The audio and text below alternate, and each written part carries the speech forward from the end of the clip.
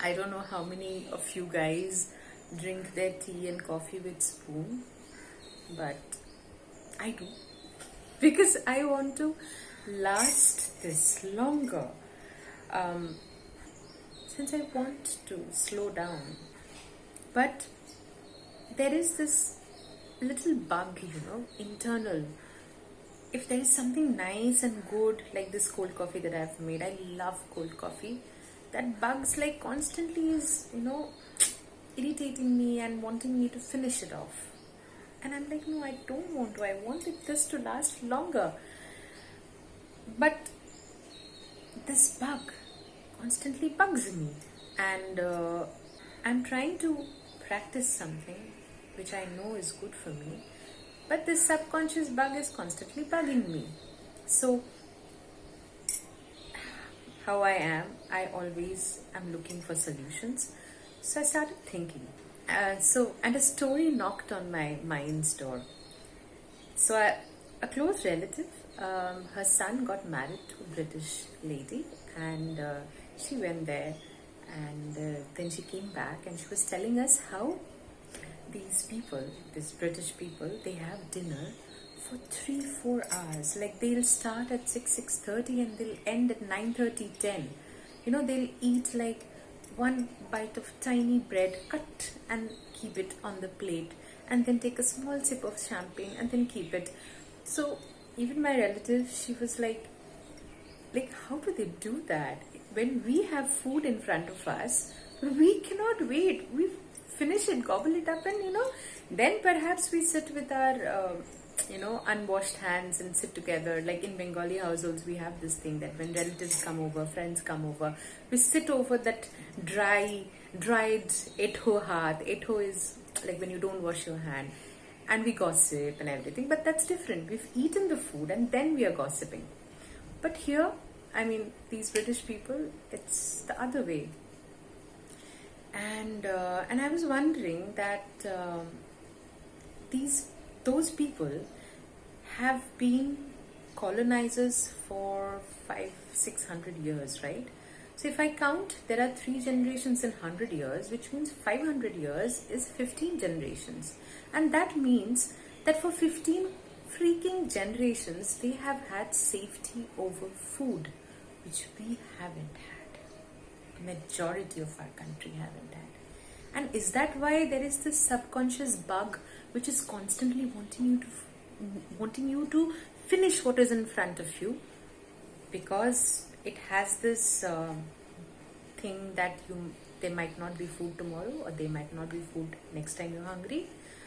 Because in my line, I think mine is the 2nd generation to have food safety. Before that, even my grandmother witnessed and faced the Bengal famine, whatever. She used to recall those stories and used to tell us, and it still gives me goosebumps. The tone she used to tell us, that how people, she probably had one meal a day at that point she could afford, but people who used to come to her window would ask for fan, that is the rice starch. They wouldn't even ask for solid food. They were asking for only the rice, the water, that you throw away after you boil rice. Imagine that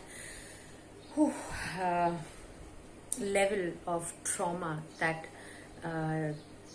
those generations have gone through, and trauma stays in the body and is transferred from body to body. And therefore our India, who has been colonized, who has met with all these famines and who have met with all these wars, carries so much trauma in the body of the people. And I feel that is the reason that we still have that little bug. Although I'm trying so hard to really slow down on something that I love so much. I want to cherish. I have the time and energy and the space to do it. Yet that bug constantly pesters me and wants me to finish this.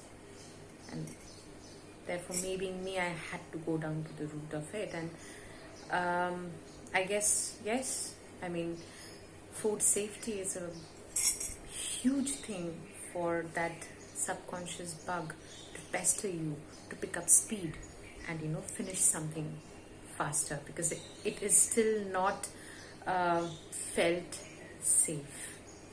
That is the reason. And this also makes me come to another point, is that in today's world, we don't feel safe. We don't feel safe in our body, we don't feel safe in our mind. And is that why this world, like the outside, we are growing so fast? Like all these development and all the growth, whatever is happening, or the next generations that are coming in, who are so fast that they don't even speak the full words. They have short forms for all the words, right? Speed, basically. Is that why the world outside is getting more speed? Because we women, we don't feel safe. I mean, I again have a personal story here. I remember my mother telling me when she was growing up, she was a teenage girl, class 9, class 10, and her college time, she had to return home. Like, there was a dedicated time. Like, my grandfather knew that from her school to her place, this is the amount of time needed. And if she was 5 minutes late, my grandfather would be pacing on the balcony, tensed, anxious. And my mom, being a super empathetic and emotional and very scared as a person, and also extremely respectful towards her father, like we all have, but she was like way too much, that she couldn't even have that courage to tell her father that I got late because of this and this. So she developed a sense of fear, a sense where she was not feeling safe, and she had to rush back home within that time. Like, she's met with like almost accidents where a lorry was about to come and hit her when somebody on the road pulled her.